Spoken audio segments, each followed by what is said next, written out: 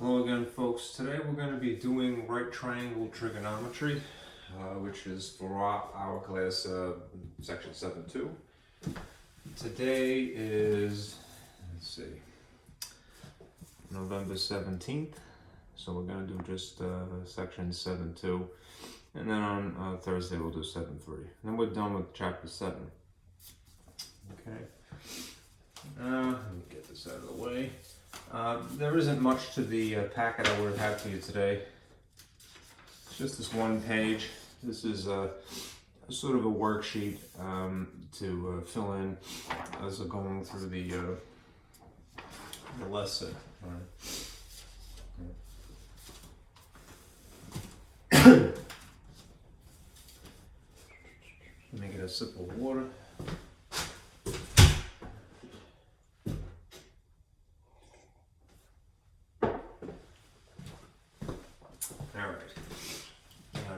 To summarize,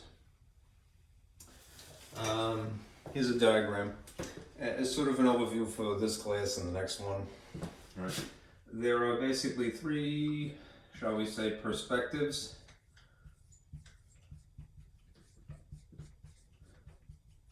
That are relevant of a right triangle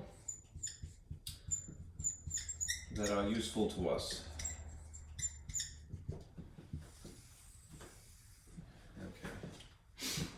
There is the traditional sort of look at it.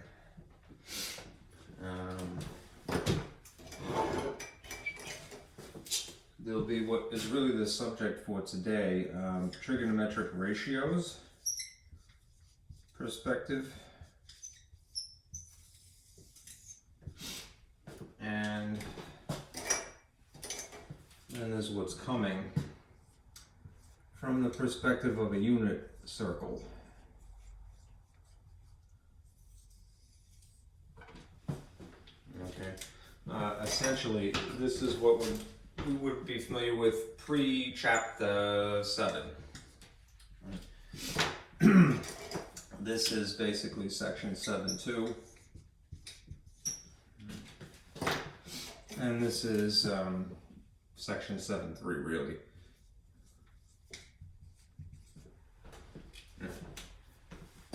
Now, I would say, what is traditional? Well, the Pythagorean Theorem. Pythagorean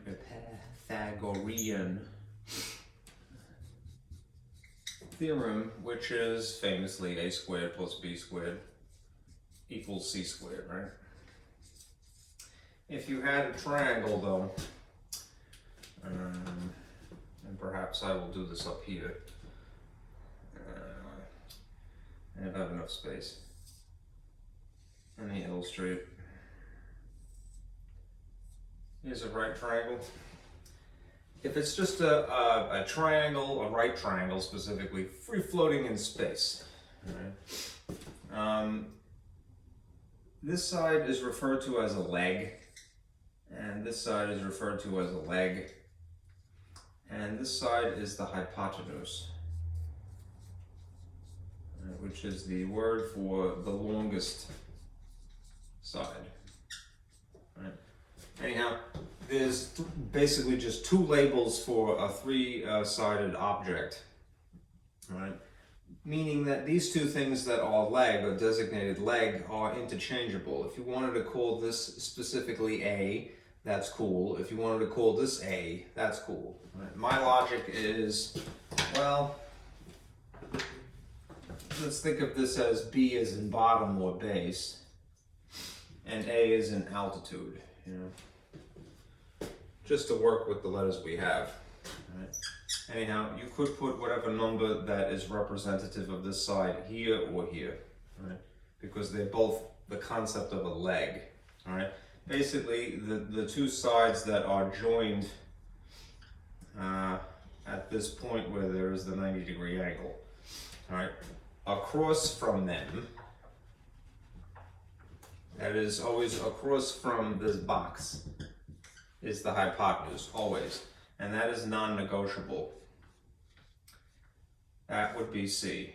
All right? That is understood as being C no matter what. Okay. Let's see.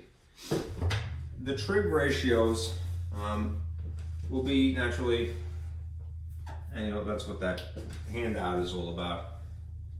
In regard to a right triangle again, so here's the box. All right, but we changed the labels. Like I did it. I wish I did. It's in respect of an angle here, which I'm just going to designate theta. It looks like an Easter egg, right? This is still the hypotenuse.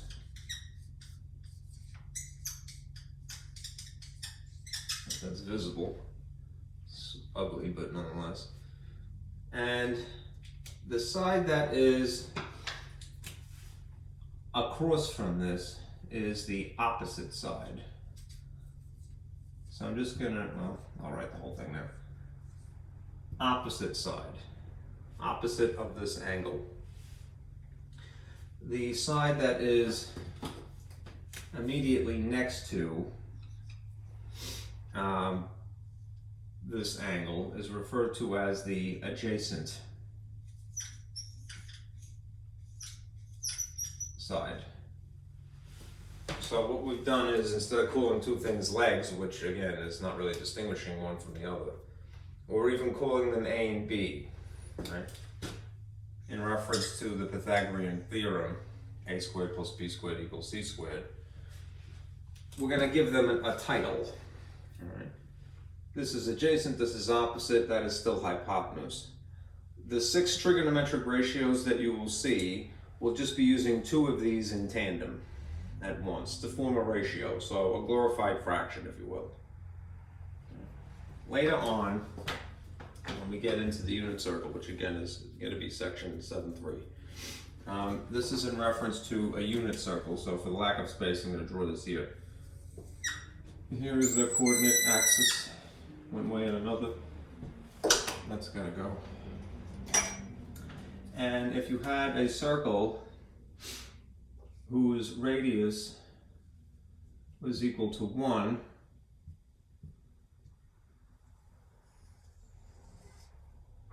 you would have a unit circle by definition. All right, radius equal to 1. If you wanted to locate any point on the edge of the circle, right, we would use old style coordinates naturally, right? X comma y, right? If you wanted to get that location, if perhaps you wanted to get that location, it would be a different X and Y, right? Well, these 2 points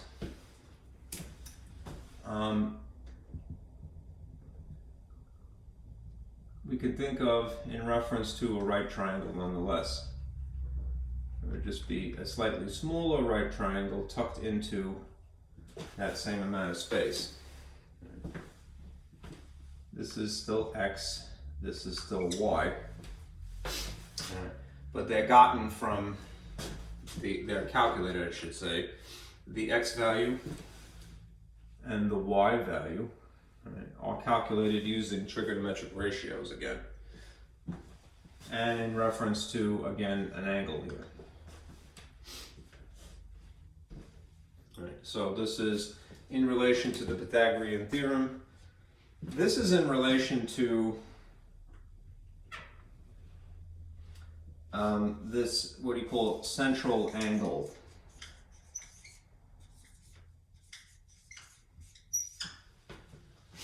All right, and this is in relation to coordinates left and right. Pardon me, left, right, up, and down. X and Y coordinates, otherwise known, or better known as ordered pairs. And I think this red is done.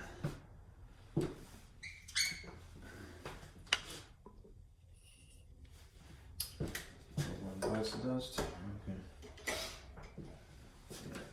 Okay. The X value specifically is equal to r times the cosine of the angle, and the y value is r times the sine of the value.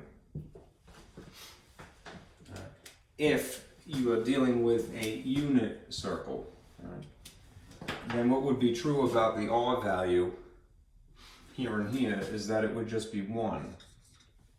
So 1 times sine of theta, 1 times cosine of theta. I'm kind of jumping the gun a little bit.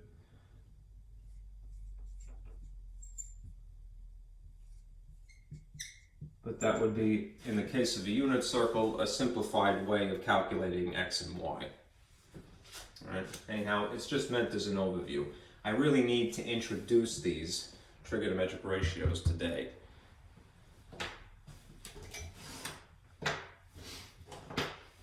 Okay, but this is where we're headed, right? And this is where we've been. All right, let me get rid of this.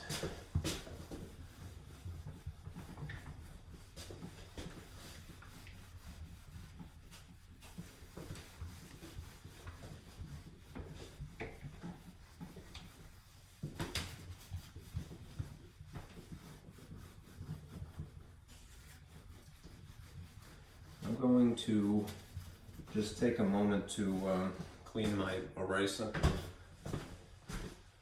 And I have since discovered that if you use a wire brush, it actually makes it write better, or erase better. So I'll be right back.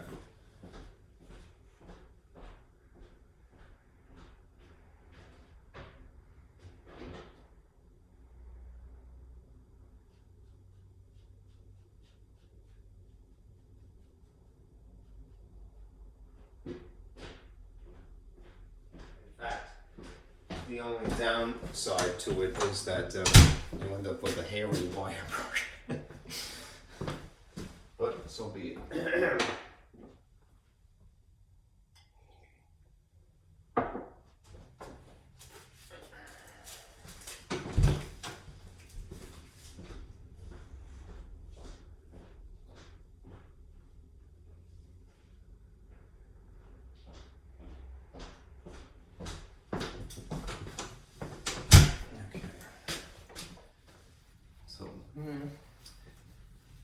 I think my markers are just dying too.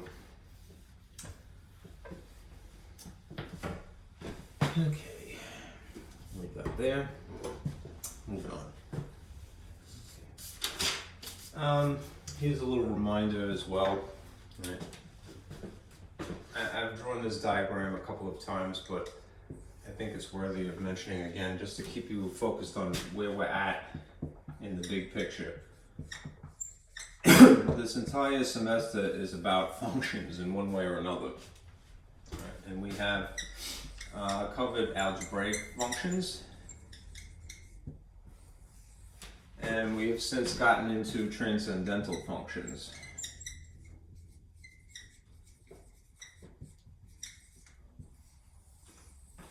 Right, and of the transcendental functions, most recently we were talking about exponential and logarithmic.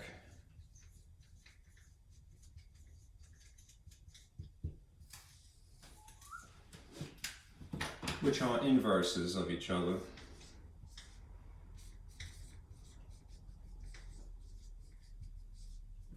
Right. The algebraic functions are essentially the 7 parent toolkit functions.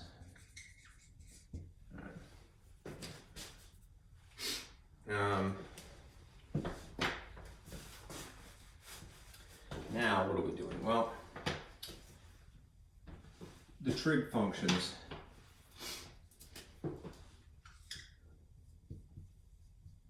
trigonometric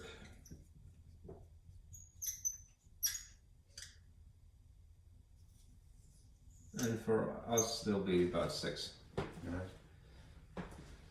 There really are, to my knowledge, there's only 6 of them. In the case of the toolkit parent functions, 7 of them is just what we happen to cover. Right, the ones that are the most essential.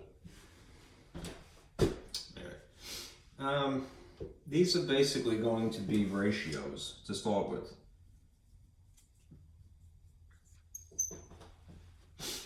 All right, ratios of the sides of a right triangle.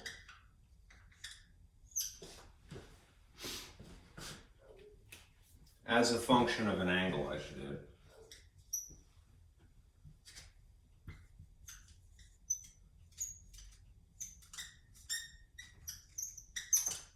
I hope that fits. Let's see. Okay. Trigonometric functions are ratios of the sides of a right triangle written as a function of an angle, theta.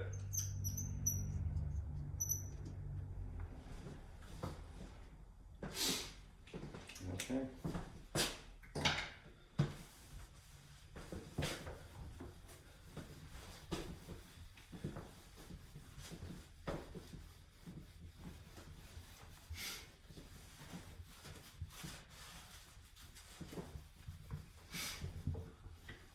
The names, if you're wondering, you may have heard the term sine, tangent, or secant, something like that thrown around.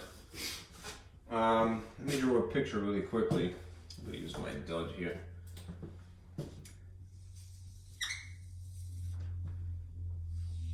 These are not used in exactly the same context, but they're borrowed from what you'll see here. You know what? I have a stencil.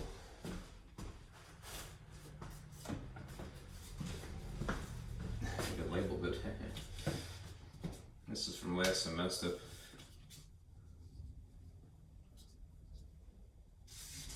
Perhaps that's a little bit better than I could have done freehand. Perhaps not.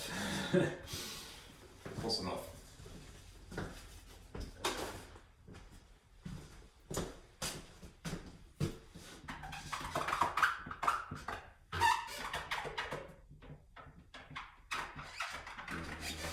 Conflating here. Famously from geometry, right, we have a couple of different concepts. We have, and again, just be aware that the context is slightly different, but this is where these words will come from. A line that just touches, right, a curve or some other line perhaps, right, is referred to as a tangent line. Right. So that phrase will be borrowed basically in the subject of trigonometry. Just touches. Technically, it intersects in one place. Once. If you want to be a little bit more precise. This blue is on its way out too. If you had a line, and it doesn't have to be exactly here, but it's just a convenience to me. If you had a line that intersects in two places,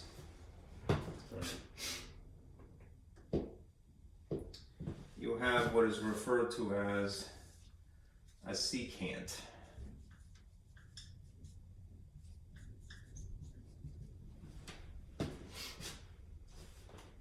It basically cuts. That's probably my sister.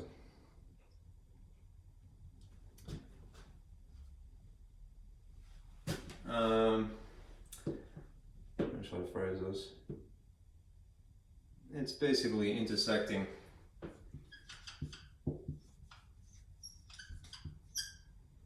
the circle in two places, 2 points. When you think tangent, think once. When you think secant, think minimum 2. All right. In the case of a circle, it's 2, but in theory, if you had a curve, it could be several, I believe.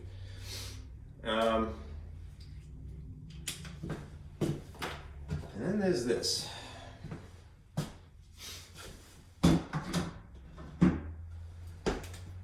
There are this other concept.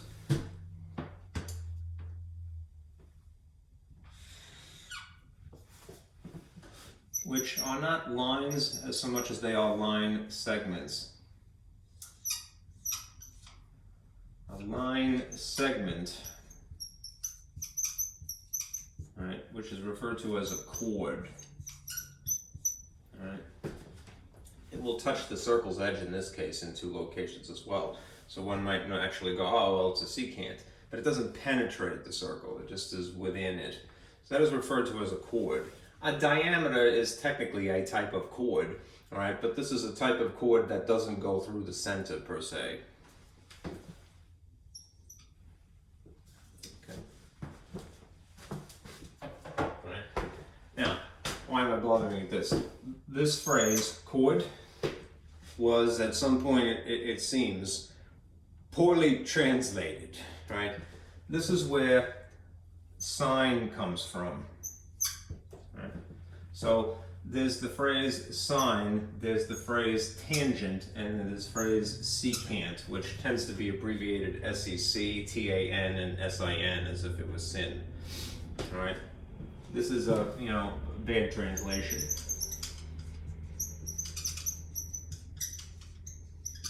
Much of this originates from maybe Indian, that would be Hindi. Right. And then is given to Persia, so Persian, and then to North Africa, Arabic, and then to Latin. Right. Sometimes it's a little bit backward.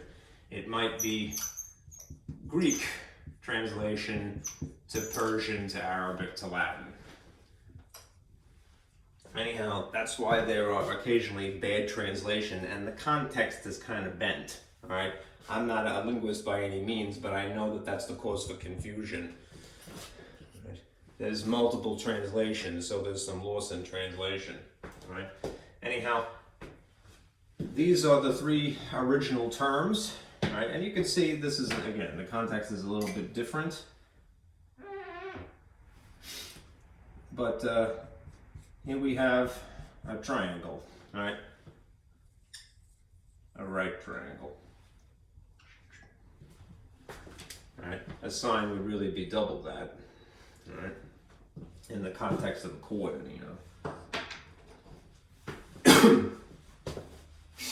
There are these, you're gonna hear three other phrases, right? All other, I should say the three other Trig Trigonometric Ratios are right? They'll be cosine or cotangent or cosecant, right? You'll see. Right? And what that is implying basically is that they are the complement, right?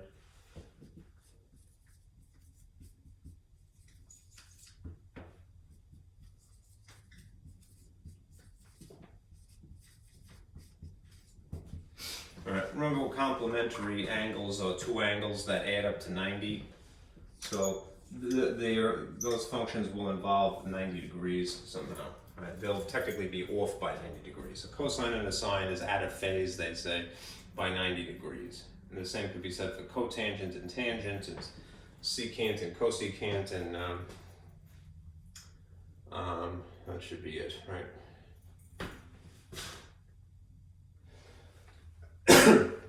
All right.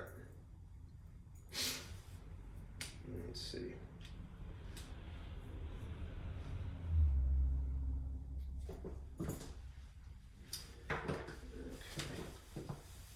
Yeah, it makes anybody wonder, right? Where do the words originate from? A lot of it is some kind of bad translation.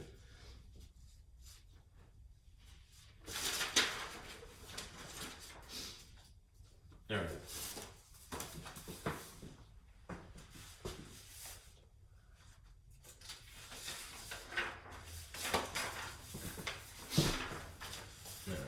Let me sort of walk you through this. This is just to give you a reference, all right, and when to use it.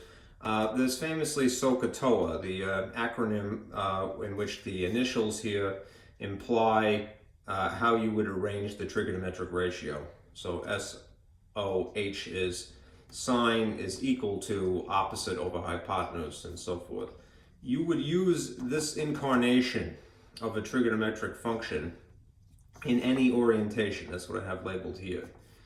If you have it, and this is going to be more important later, like for section 7.3, if you have something that is arranged in basically standard position, where the vertex is at the origin, and the initial side is lying along the x-axis in the positive direction, there's a different version of this. It is the same thing, it's just specifying its location on the coordinate plane.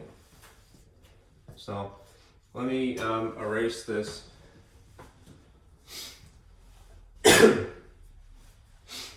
And we'll fill that out.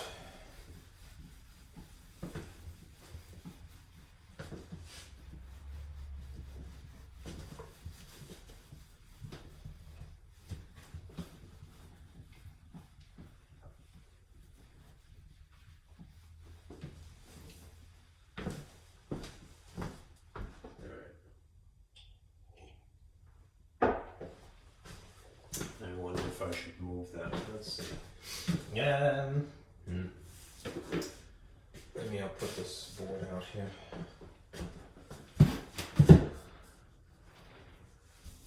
I don't think it's going to be in the frame. Let me move this into place. And I'll try to keep this.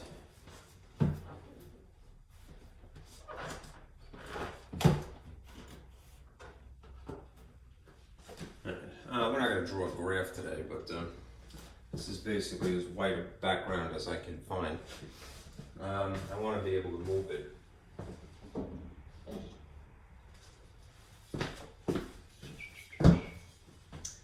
Let me take this out here.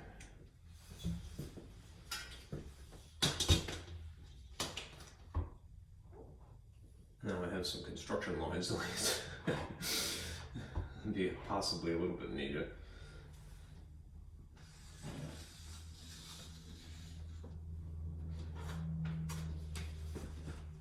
Okay.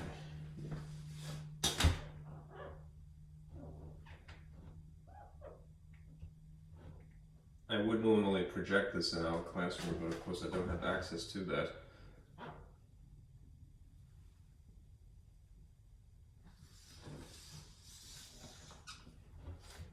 So you make do.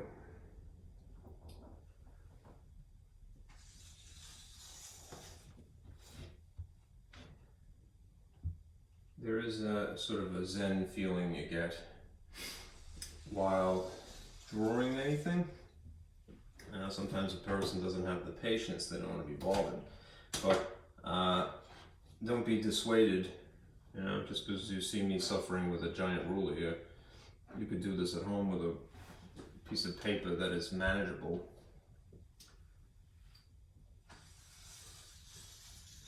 It's like cooking. When you're cooking, you're you're in something of a meditative state, right? I'm not saying I'm adept at it, but I know that feeling. And it's kind of like that when you're doing math too. Or when you're constructing something to organize.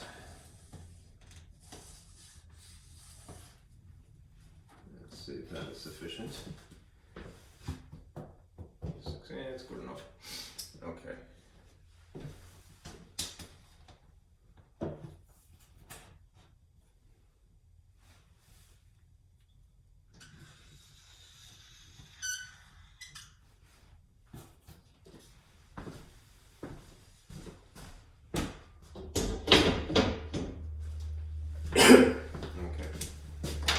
Let's do this. Sohcahtoa,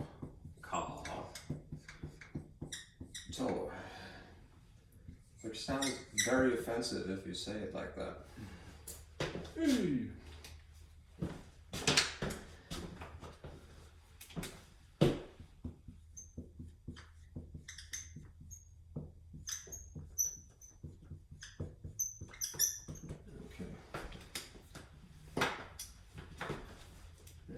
simulate what I have drawn in PowerPoint here. Green is getting old too.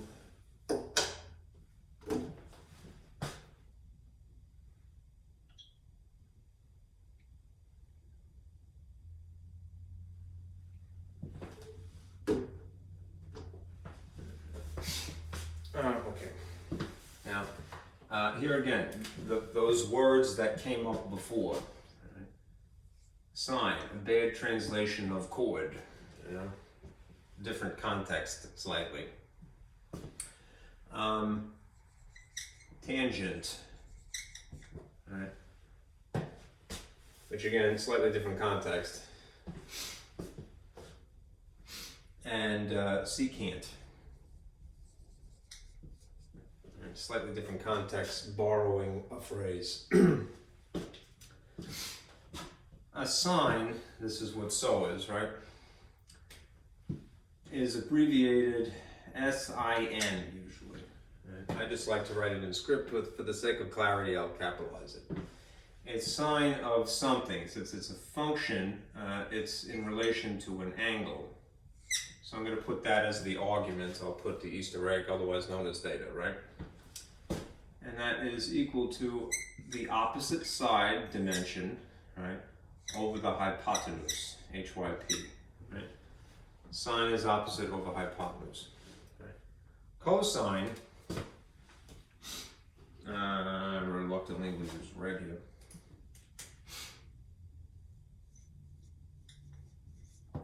Is its complement, if you will, all right? It's a sine and a cosine are out of phase, they say, by 90 degrees. It is abbreviated cos of the angle. And look at ka here. It is adjacent dimension over hypotenuse. So ADJ over HYP. You've probably heard this somewhere in your life before, right? And if not, we'll make sure that you do. Okay, hope that's visible. Tangent is abbreviated TAN, theta, and it is basically the ratio of sine over cosine. So it is opposite over adjacent. And if it's not visible, let me just darken this.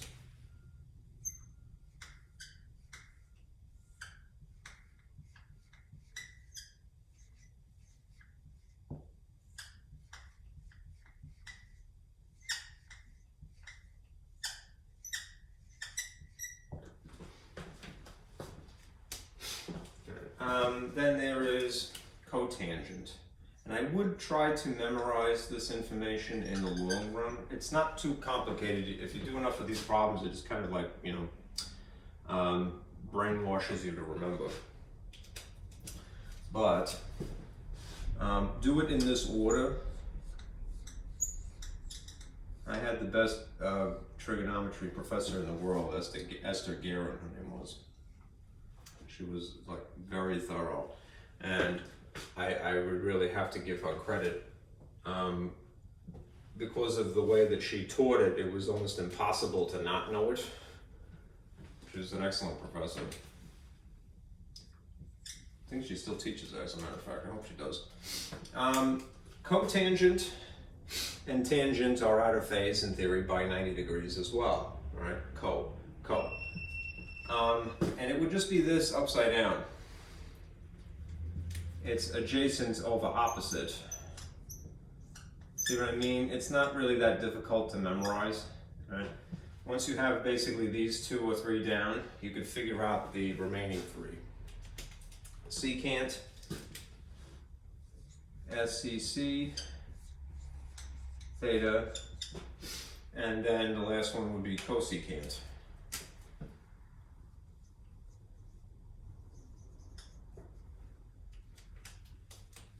Is CSC.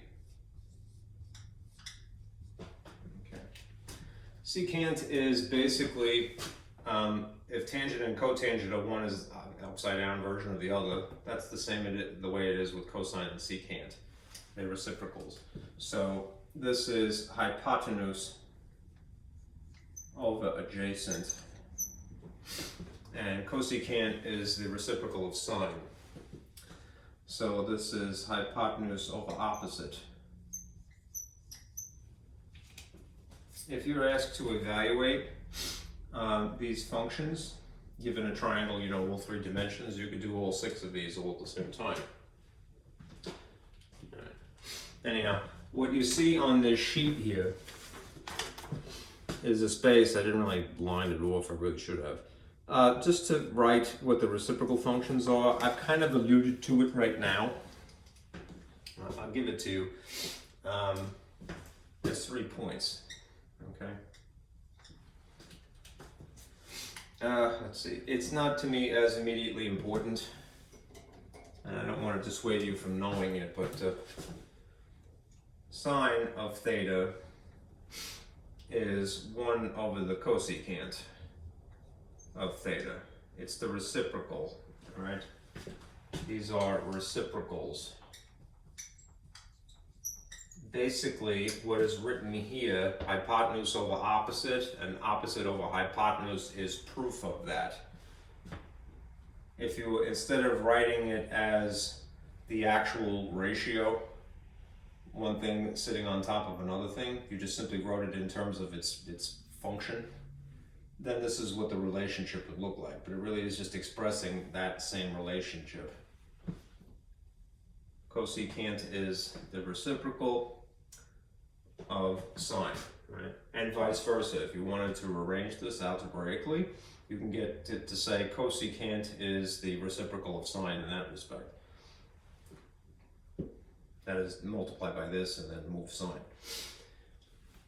Similarly, cosine is the reciprocal of secant.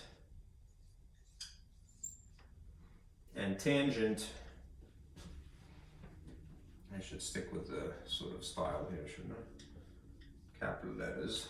Tangent is the reciprocal of cotangent.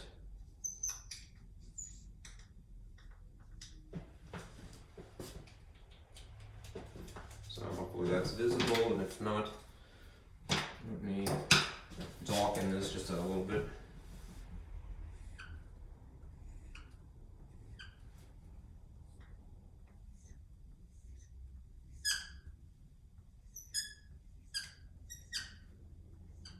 Sorry, I'm switching between lowercase and capital here.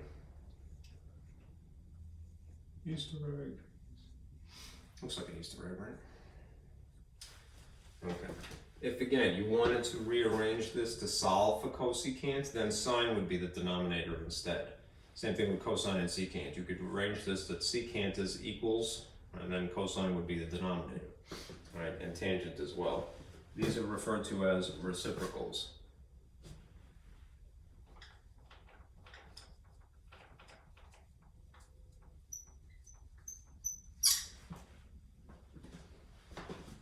Okay. Now, what you are doing for homework in theory today, or for the next couple of days, is utilizing these trig ratios. All right, so I'll give you an example in a few minutes, but let me finish the rest of this. If instead you had something in standard position, which remember is when the vertex is at the origin, all right, and the initial side is on the positive x-axis.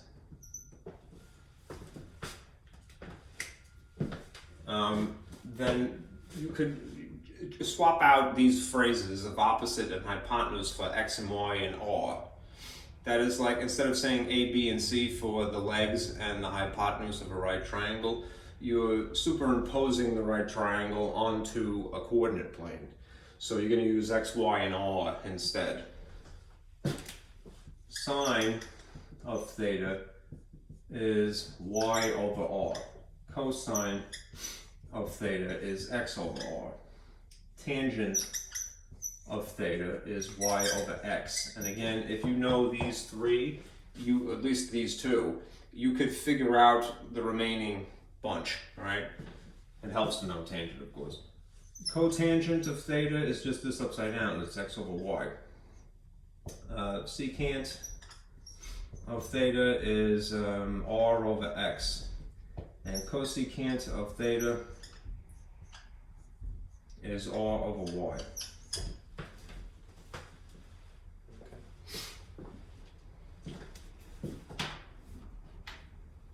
So to emphasize, you are given a right triangle in any orientation.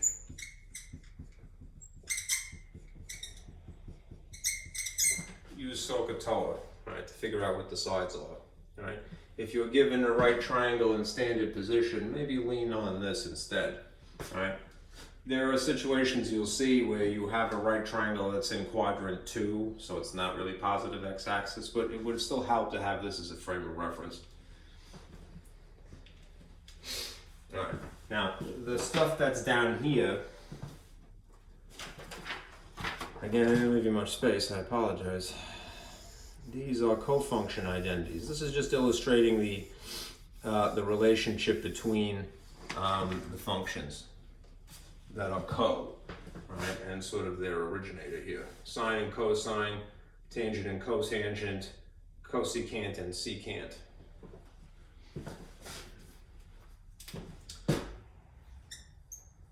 Cofunctions. Right, and their identities. Right. I think I need the space, so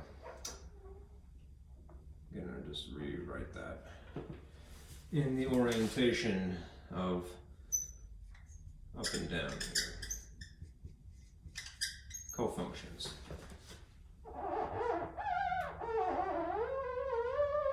Oh, that's horrifying. I'm sorry. All right. Let's see. There are 6 of these technically. Let me see if I can fit at least the first 3. Sine of theta is, I like to use degrees in this case.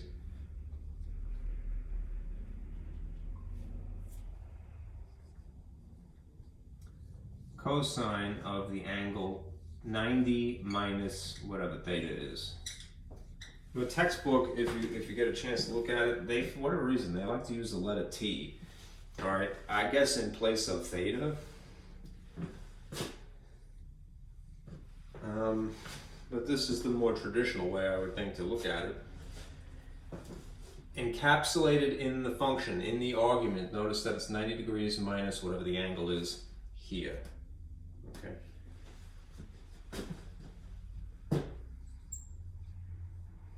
Cosine of theta is sine minus from 90.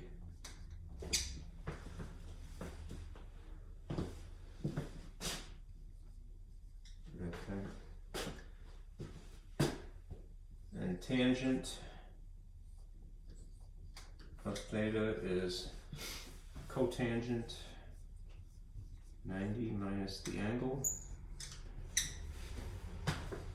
I think your textbook also uses pi radians instead, so it would be pi over 2, but I think it's a little bit more intuitive this way, which is why I'm writing it like that.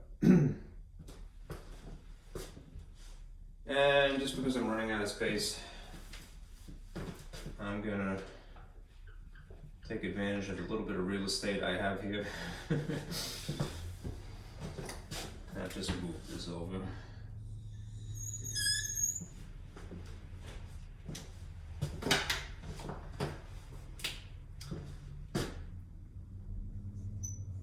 Cotangent of theta is tangent, yes.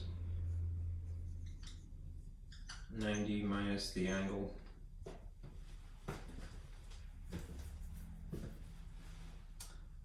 Secant is cosecant.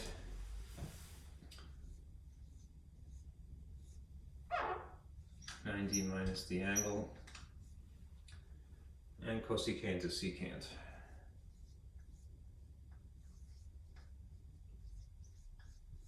Minus the angle. Okay. You might wonder, why don't you just give me a photocopy of this? I genuinely feel that if you write something down, at least if it's organized and visually helpful, you will learn the material better. So, even if it seems like tedium, it'll help you memorize if you write something, essentially. I often wonder how anyone could memorize spelling words without having written it. Vocabulary, right?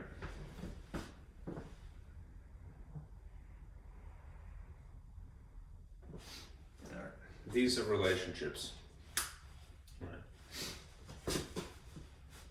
That are cofunction identities.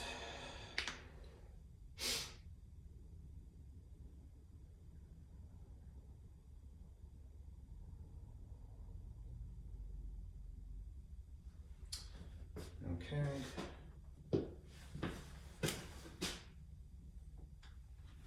I'm going to try to save that because I will end up referencing it a lot.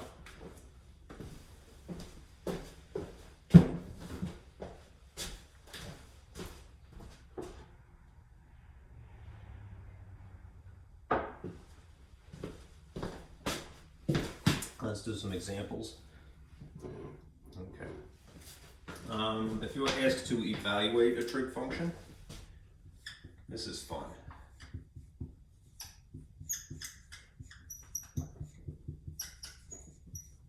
Give it some illustration. Again, because we're technically doing section 7.2 only, let's stick with Sohcahtoa. And this is useful because this could be a triangle floating in space, you know.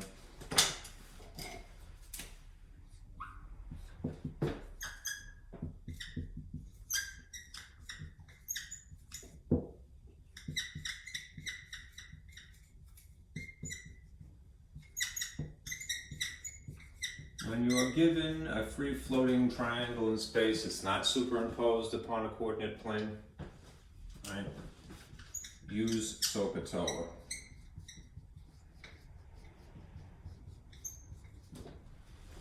Okay. And just to be crafty here, let us say that the angle of which we will base our answer upon is theta here, not there, which is more or less the normal thing.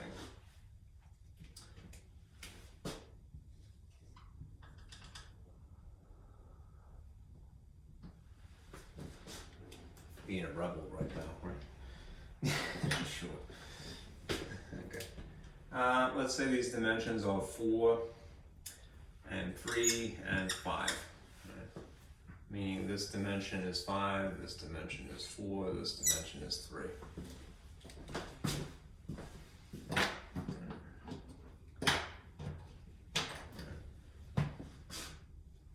Basically what you want to do in a situation like this is look for the theta, because that will decide what is opposite and what is adjacent.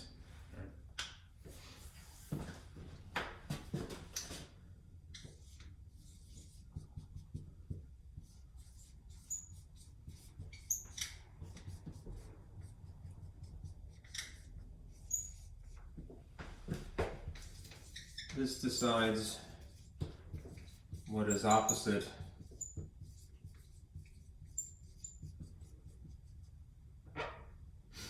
and adjacent. It's in relation to that angle. Man, my blue is really dying. Let me see if I can dig up another blue.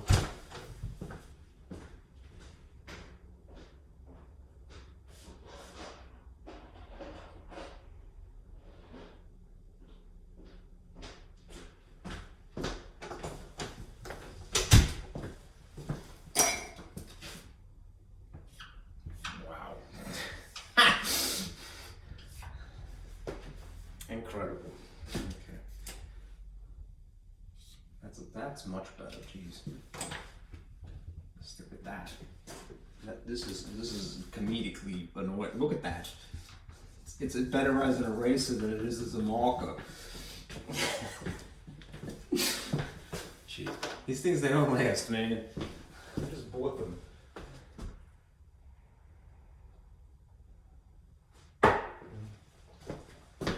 Alright. Enough fooling around. Let me see. Okay. If you're going to evaluate the trig function, let's do all 6 of them. All right. If that's in the frame, and it should be moved up a bit. There you go. So we'll figure out what sine is, what cosine is, what tangent is, and from those 3, we could easily figure out the ones that follow it. Again, it is helpful if you memorize the order. So cotangent I would do next, secant, and then cosecant of theta. And I really should put these in parentheses, but I think it might be a little messy. So I'm just going to write them like that. All right. You have a reference, all right, presumably this reference, all right, written, and I'll leave it over here. Let us decide what is opposite and what is adjacent, right? If this is the theta, this is the actual angle of which we will base what is opposite and what is adjacent. 3 is what is adjacent, right? 4 is what is opposite, right? And the thing always across from the box is the hypotenuse, right? So once you have identified those 3 parts, as long as you know what the actual trigonometric ratios are, right, you can calculate these for sine, right, cosine and so forth. Sine is opposite over hypotenuse, right? So it should be 4/5. All right, cosine is adjacent over hypotenuse, so it's 3/5. All right, tangent is opposite over adjacent, so it's 4/3. Cotangent, therefore, is that upside down, 3/4. Secant is cosine upside down, so it's 5/3. And cosecant is sine upside down, so it's 5/4. Now, you know, it's probably worth our time to show you that this is correct by verifying with a calculator. All right, 4/5 is 0.8, right? 3/5 is 0.6. 4/3 should be 1.3 repeating. 3/4 is 0.75. 5/3 is 1 and probably 0.6 repeating, I think. You know what? I actually left my calculator upstairs. Let me get that and then I'll be right back.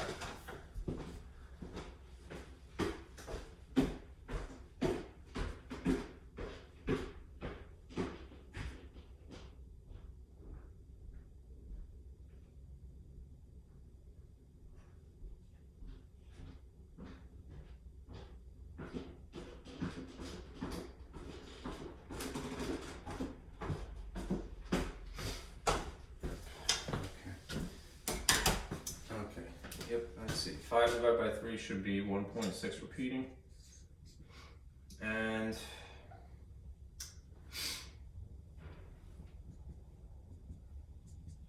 being twitty now. 5 divided by 4 should be 1.25, right? Something like that. Okay.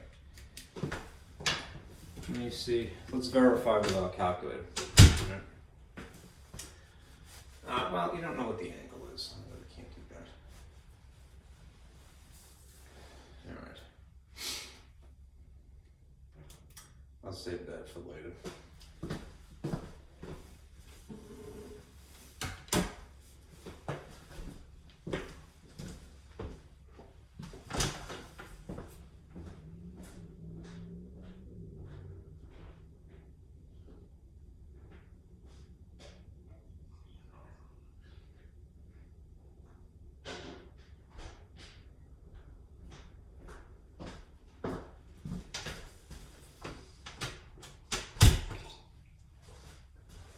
there's a way to get the angle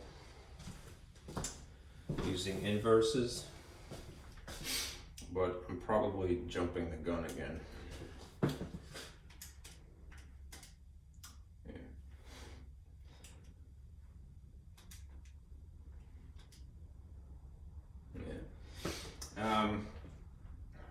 Let me show you something really quick, just because it's interesting.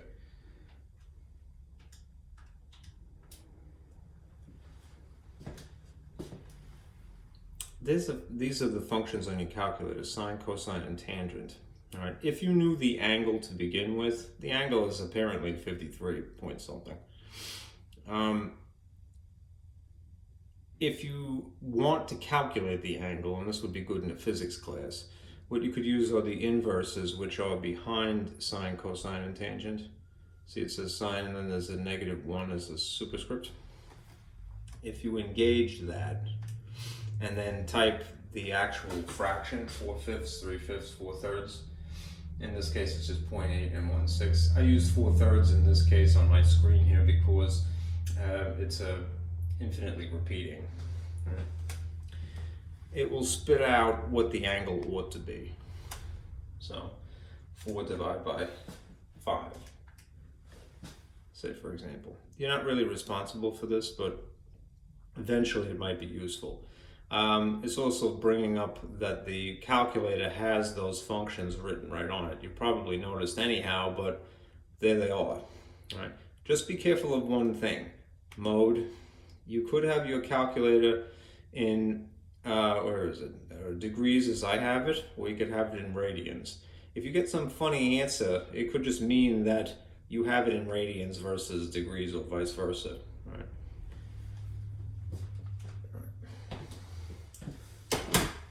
Okay, anyhow, this is evaluating a trig function, all 6 trig functions, all right? Just taking these dimensions into consideration. It's this ratio, this ratio, this ratio, and so forth, right? And those are the decimal equivalents.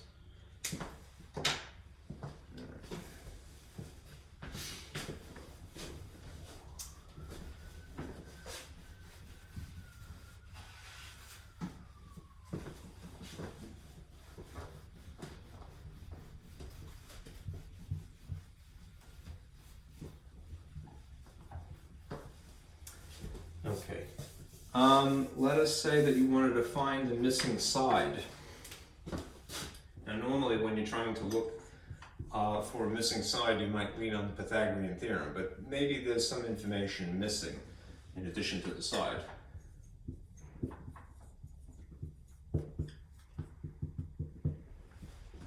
So here, I'll draw another one of these free-floating triangles in space. It's not superimposed on a coordinate plane, it's just out there.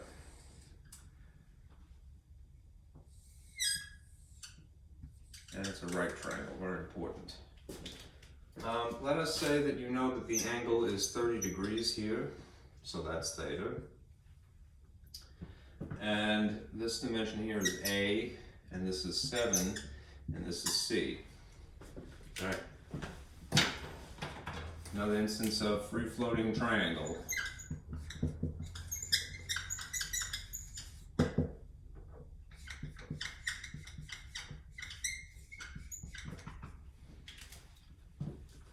Red is dying too.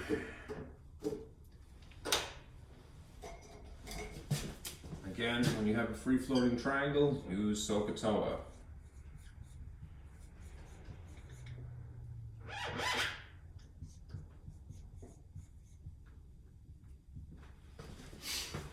Okay, establish what is adjacent, what is opposite in reference to the angle. So in reference to 30 degrees, this is adjacent. Okay. This is opposite. And always across from the box is the hypotenuse. All right. I would do myself that favor up front. All right. Now, in this case, we would have an angle and we have a side dimension, right, that is known. we don't know what the hypotenuse actually is, and we really can't rely on the Pythagorean theorem in this case because we are missing two parts rather than have two parts, right? Establishing a second one, you could in theory then use the Pythagorean theorem, but you don't need to, right? Let us try to figure out A.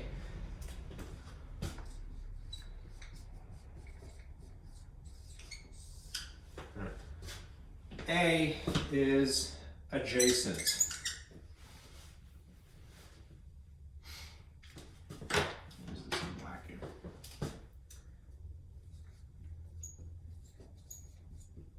To the angle. So let us consider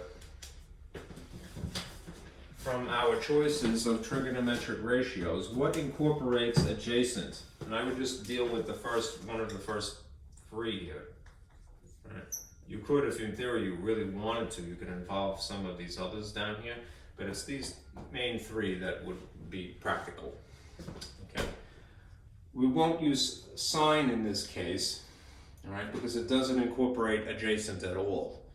Cosine does, and tangent does. So one or the other, one of these two, and I'll write both of them, may be useful in this particular instance.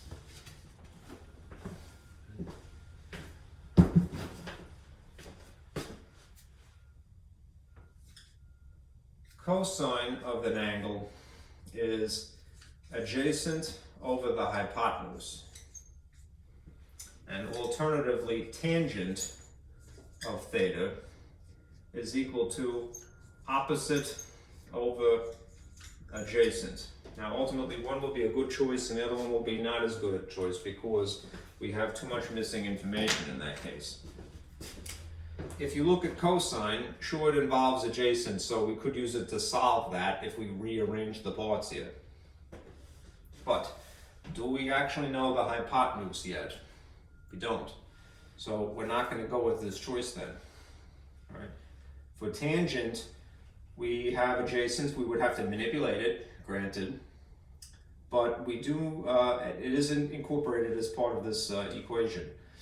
Opposite is known. So this is the trig function that we're going to go with in this case to find A.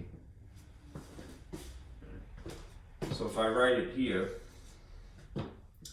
I'll fill in what little I can. The tangent of 30 degrees is equal to opposite over adjacent. The opposite dimension is being called 7 in this case. Right? Adjacent, we'll just call it A. A. And now we will manipulate it to solve for A.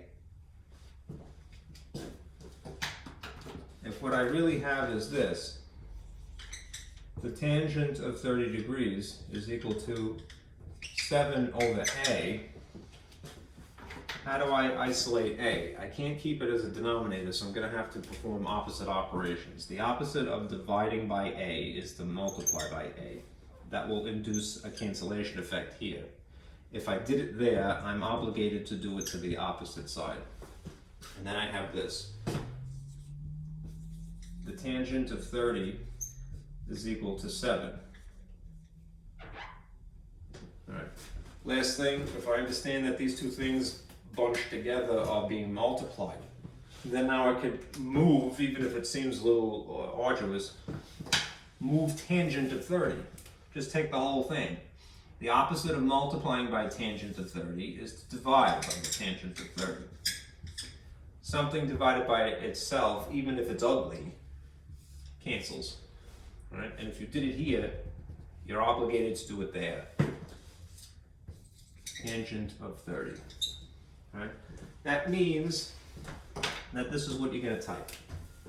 A is equal to 7 divided by the tangent of 30 degrees. Enter this into your calculator. And you're going to get, you have probably an irrational number or something. All right, so something that certainly is long decimal, so we'll round it. Just make sure that you're in degree mode. All right, because we're given degrees. That should be highlighted on the mode. 7 divided by the tangent of 30. It's about 12.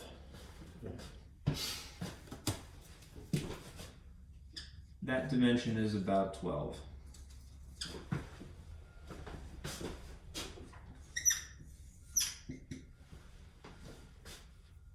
You could be more precise than that. 12.1, 12.2, whatever you like. 1, 2, rather. All right. Now, essentially, if you're going to find C, yes, in theory, you could at this point invoke the Pythagorean Theorem, because you know that this dimension is about 12 and this is 7. But let's try the trig functions, and we could verify with the Pythagorean Theorem after the fact if necessary. So I'll get rid of this to free up the space. To find C, all right, pay attention to what C is. Right? C is a hypotenuse. Okay, so then we would have to choose a trig function that involves hypotenuse, which is a lot of them. Sine involves hypotenuse. Cosine in theory does as well. The only two that don't involve hypotenuse are tangent and cotangent, so we're definitely not using those. We would want to stick with one of these first three. Why? Because we have a calculator that has buttons preset for those three. All right? So we really have a choice between sine and cosine, and we could rule out one versus the other.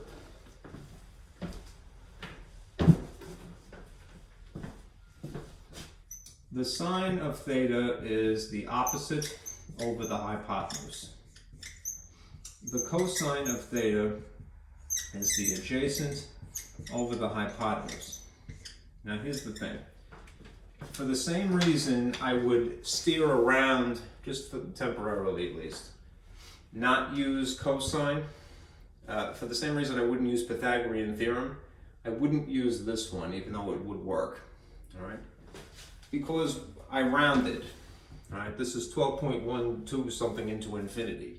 So if I now take a rounded number and then somehow input it into my equation, it's going to cause a compound an error, all right? So we don't really want to do that if we could avoid it.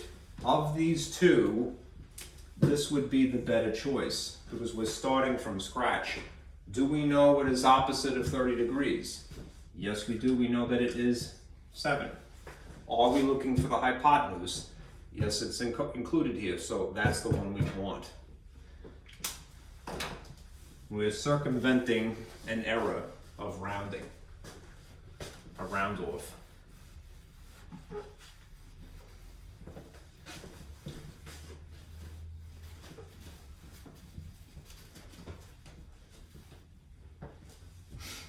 Okay. So if I have this, the sine of 30 is equal to 7 over hypotenuse. Manipulate it so that it solves for hypotenuse. That works nicely. Move hypotenuse.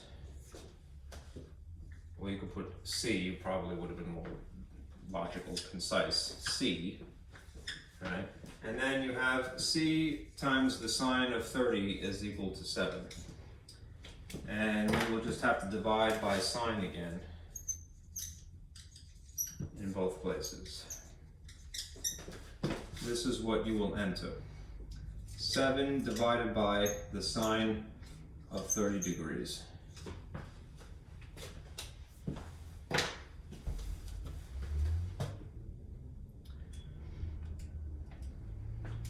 Again, make sure that your calculator is in degree mode. And you see that it's 14 right in the nose. Wow. Somehow I wasn't expecting that, but hey.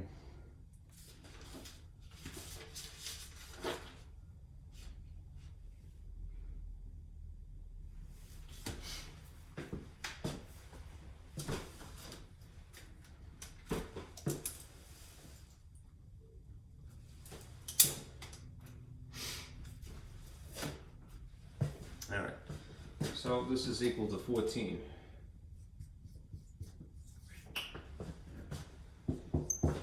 That in theory would be the Pythagorean triple. It isn't really, because this isn't really 12, it's 12 point something.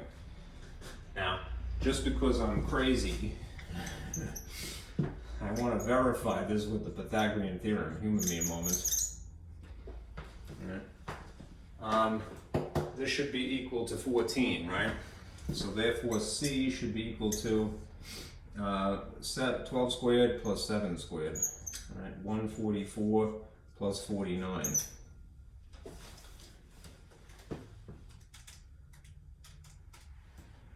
So the square root of 193 should be approximately 14.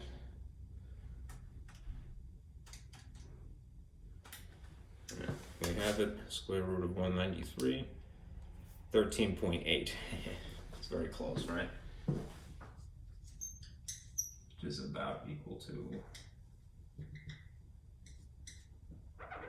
14. It's reasonable. All right. Anyhow, like I said, could you have used the cosine function? Yes, you could have. Just for the same reason, you could have used Pythagorean theorem, and you could have figured out the third out of 2 parts. But, all right, you don't want to do that if you can get a more accurate answer, all right, which would in this case be sine of the angle. Try not to round in the middle of a calculation.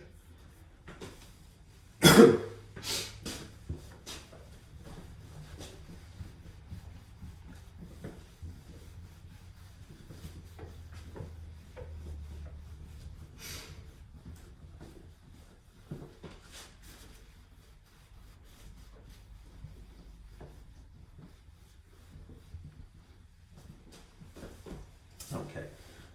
Here's a diagram to sort of keep for reference. Right. In the long run, this is going to be useful. Right? There are 2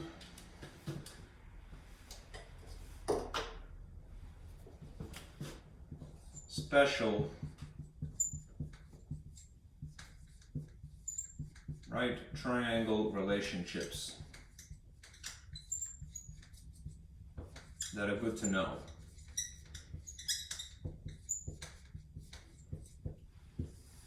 I bet again that you have probably seen this somewhere in your life.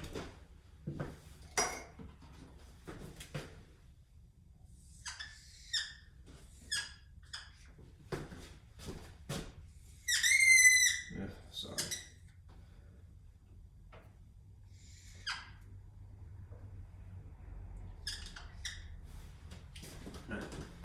There is the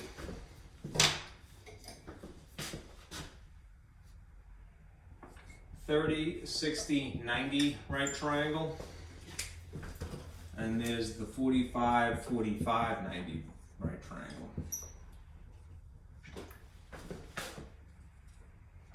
And this is only for right triangles. All right. There's a general way of looking at this, and the book used it rather than what I thought was more practical, but I'll show you both ways. You know, through the same triangle twice here.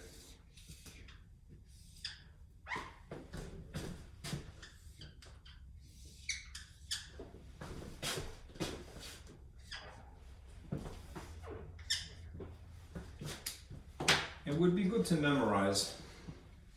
Right. If you have a triangle that has, first of all, if it's a right triangle, you know that it has a 90-degree angle in it. Right. The sum total of a triangle's interior angles are 180. So there's an infinite number of combinations in theory, but if this one happens to be 30 here and this happens to be 60 here, then the side dimensions would be these 3 things. Between the 30 and the 90, you'd have a dimension of the square root of 3. Right? Between the dimension of 90 and 60, you'd have 1. All right, and between along the hypotenuse between 30 and 60, in theory, this would be 2.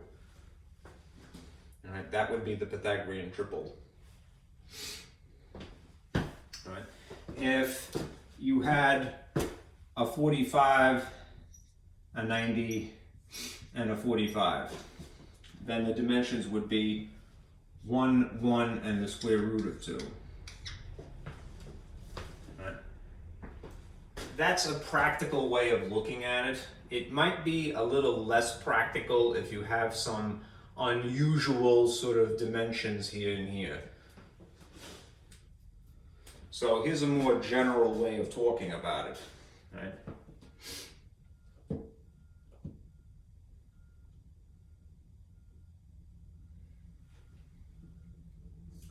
The square root of 3 times the side dimension, whatever it actually is.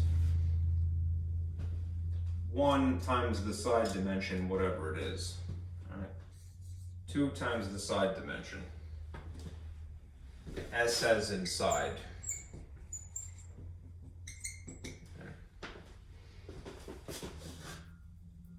This really, although this is what we're all taught to memorize, and I don't want to corrupt you, right? This is if this dimension happens to be 1. Right? This is for basically anything. Right? As long as it's a 30 again, a 60, and a 90.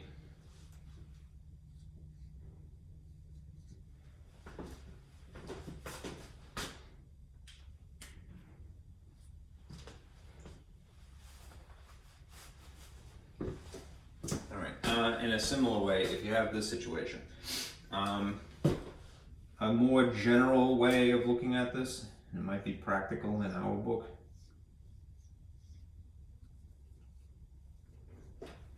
is that it is side and side, whatever it is.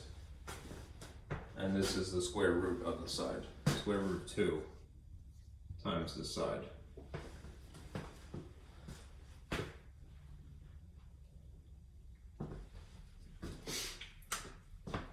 Okay.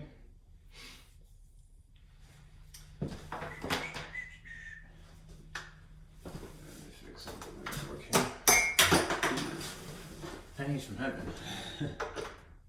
I gotta throw out all those markers today. Oh Lord.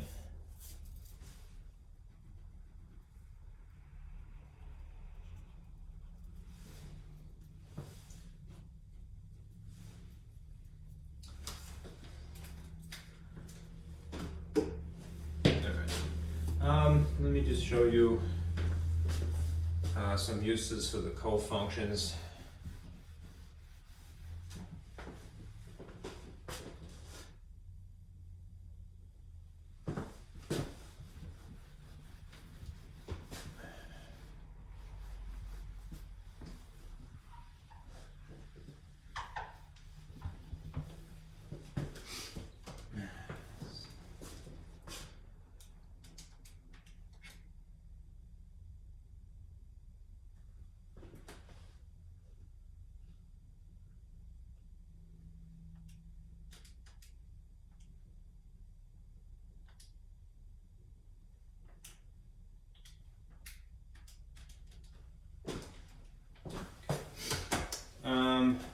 I didn't like these questions, but this is what the textbook had suggested, so just in case. Is working with the cofunction identities.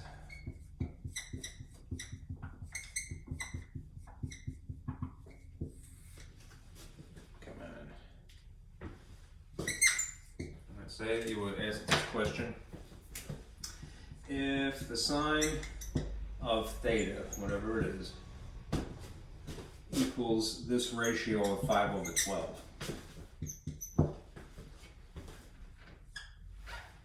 Alright.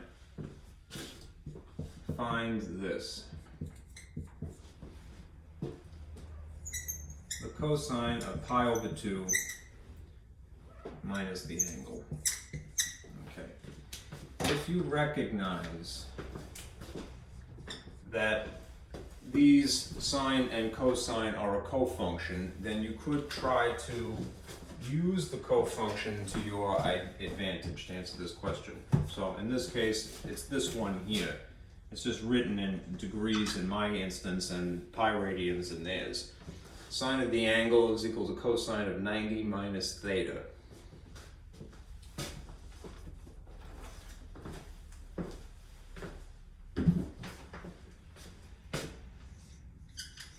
sine of theta, which is not specified, notice in this case, is equal to cosine of 90 degrees minus theta. We could adapt it to the way that they have it.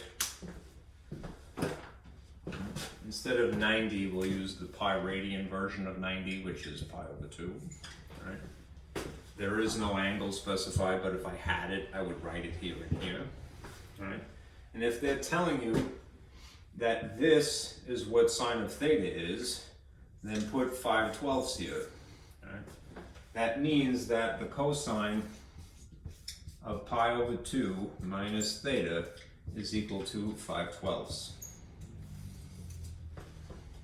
Okay. It might seem a little silly, but it's really just to get your feet wet, all right, when you're getting acclimated to cofunction identities. All right. Substitution, really. All right, let me do another.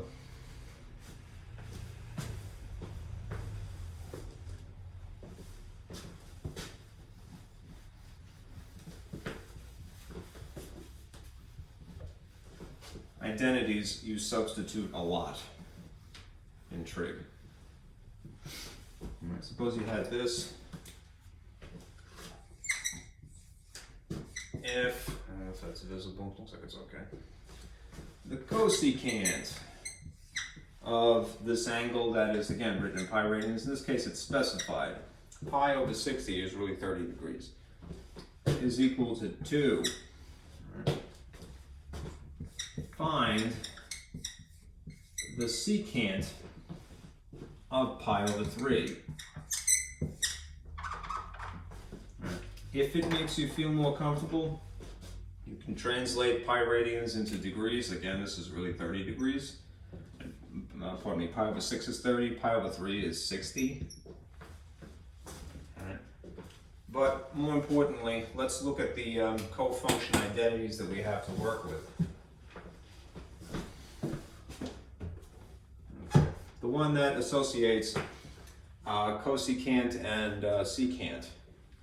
It's sloppily written, I'm sorry, but it's this one that might be useful to us. Cosecant of the angle, whatever it is equal to secant of 90 minus that angle. So I'm going to rewrite it a little bit more clearly.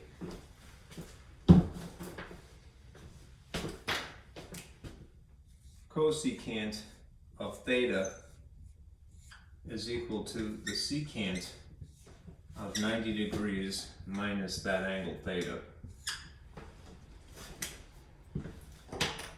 In this case,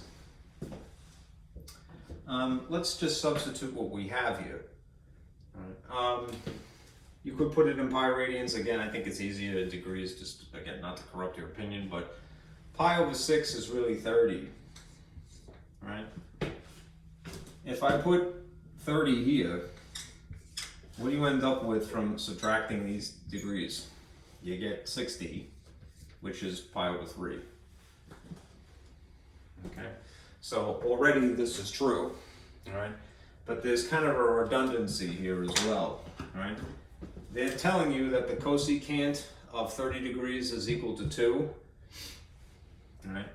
And they're asking us to find what the secant of 60 is. Well, if this is what cosecant of pi over 6, otherwise known as 30 degrees, is equal, then if I just substitute that here, all right, then that already proves the point. The secant of 60 degrees, all right, is equal to 2. If you want to just write it in the style of pi radians, pi over 3, that's fine. Okay. Okay.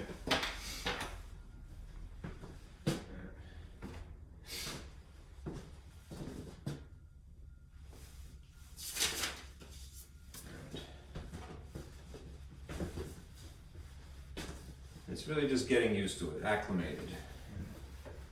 It's the whole point of the exercise.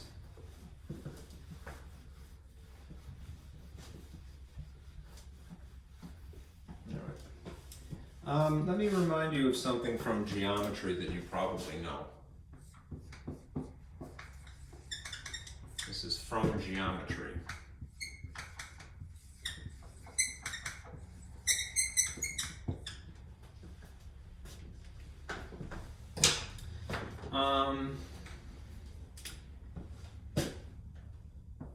Two parallel lines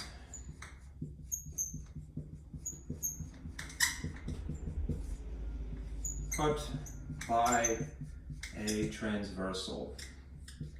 What do they produce? That situation is the thought cloud here. I'm going to try, no, you know what? Let me use an actual ruler.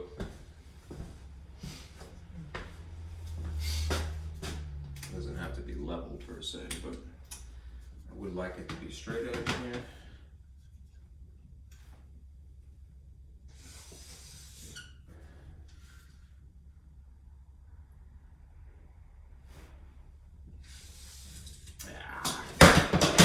Yeah, be damned. Come on, work with me.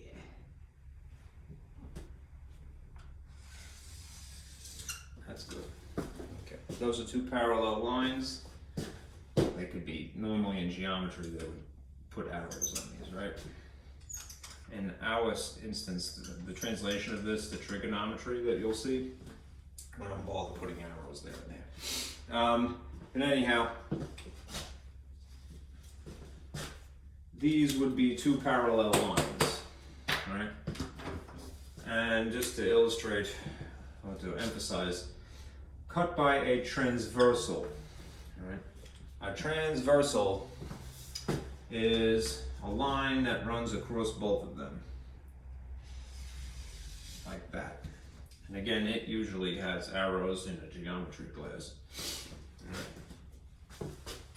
Now, what is true, there's a lot of different angle names in here, but the ones that are going to be relevant for our subject are the angle that is going to be here and the angle that would be here. In the context of geometry, let me see if this is more cooperative. That's better.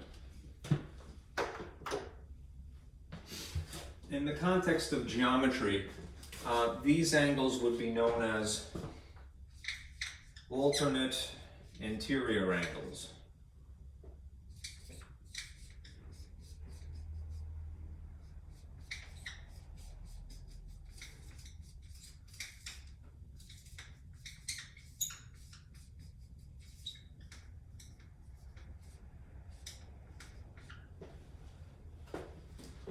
That would be the angle that is here and here respectively. All right.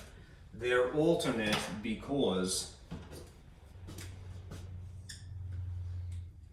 they are on opposite sides of the transversal line. This one is on the right side of it and this is on the left side of it. They're interior because they are between the parallel lines, right? And most importantly, the whole point, never mind their name, right? They are what? Alternate interior angles are, they say congruent is the phrase. It means equal. That's the symbol for congruency, but it means they're equal, all right? All right. In the context of our subject now, all right, this is applied to a practical problem in real life. They changed the names of these to something more specific, all right? This would be called the angle of depression.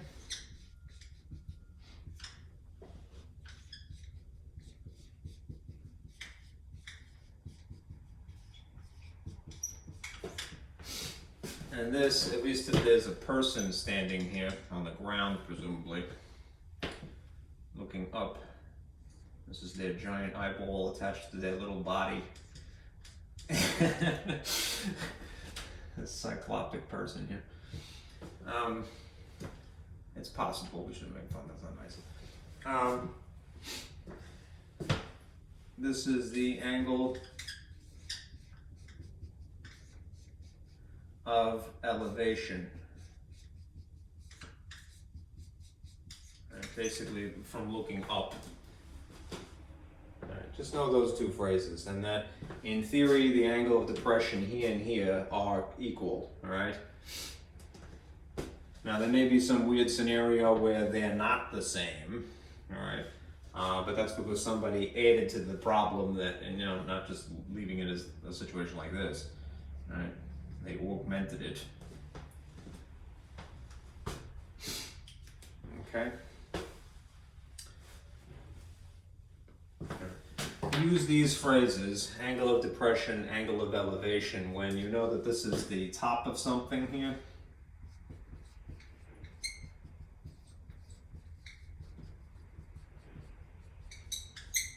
And that this is the ground. Or in theory, the bottom of something.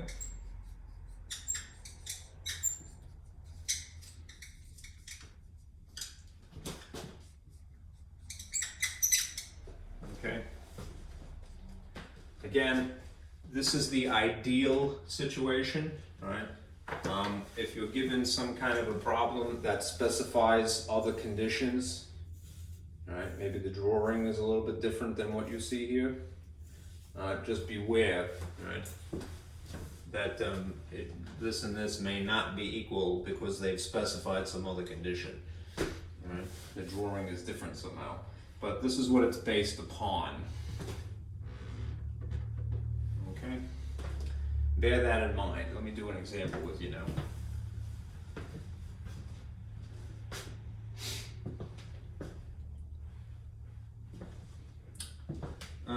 Let me add one of the things to this drawing too.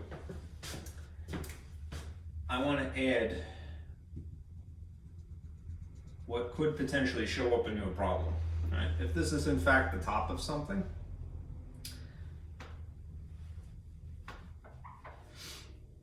then it's possible for practical reasons that you could fit a right triangle in here. Right. And you would know, as long as you know the angle of depression, the angle of elevation, you could figure out the height of something.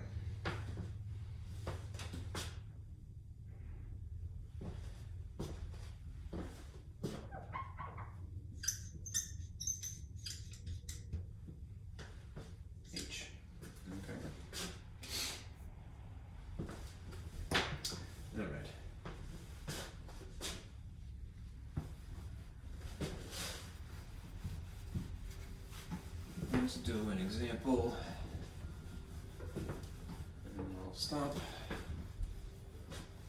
It's getting cold in the hallway here.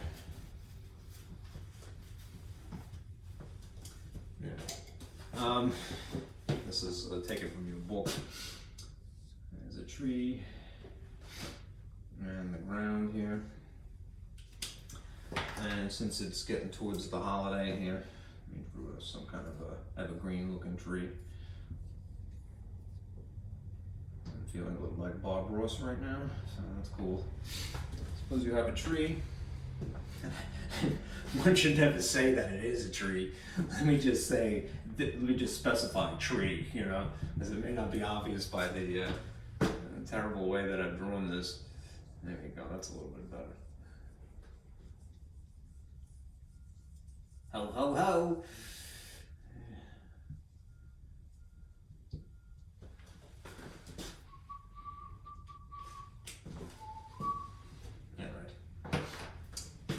If you had a problem where you had to find the height of the tree,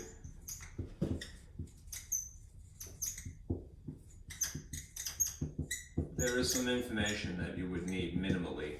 All right. Here's the top of the tree.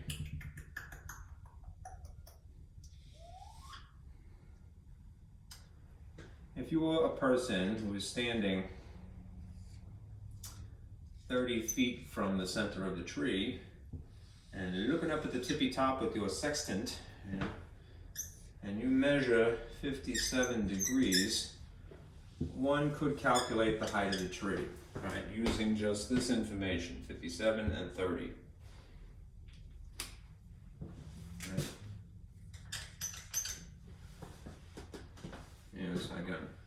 my hero, right? I think that's cool. Cycloptic person here, right? Genuinely, I mean that.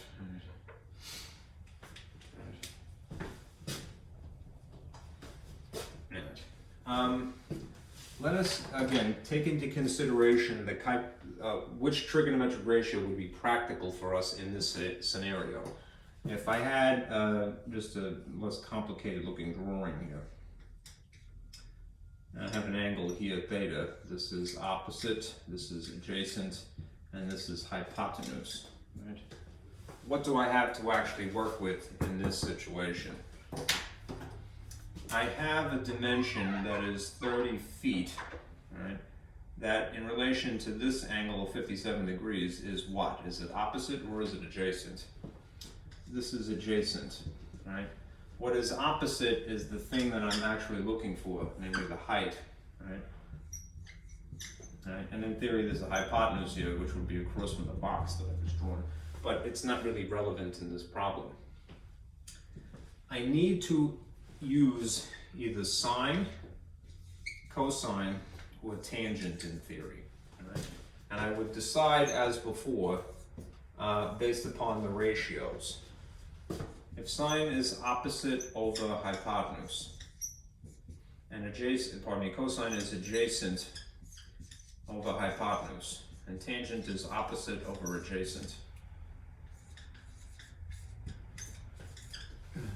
Which one of these would be most appropriate? Let's see. Well, I have 57 in all cases, so I could input that into any one of these.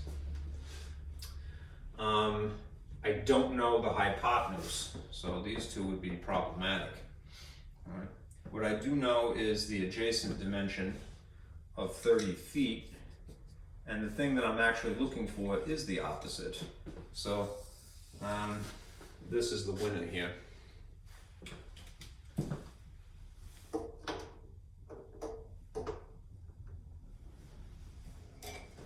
So if I take this tangent of 57 and rearrange it, maybe change the label as well. Instead of pulling this opposite, I'll just call this what is practical here, height. Right. Then I could rearrange this to solve for height. Right. What I would really just have to do is to move the 30. Right. So if I take 30 feet and I just plop it over here via algebraic process, this would already be solved for h. H, the height, would be equal to 30 feet times the tangent of 57 degrees. So you take your calculator, we got the units for the moment. 30 times tangent of 57, and you're gonna have a type like that, and it estimates. Just again, be careful, make sure that this is in degree mode, if you're given degrees. And you can round it, it's about 46 it looks like. Yep. The height of the tree is about 46 feet. Okay. And that's that. Okay. Let me leave it at that. The most practical thing for right now, again, is print this out and fill in this information. And then you can get through this pretty quick. Okay. All right. The homework would be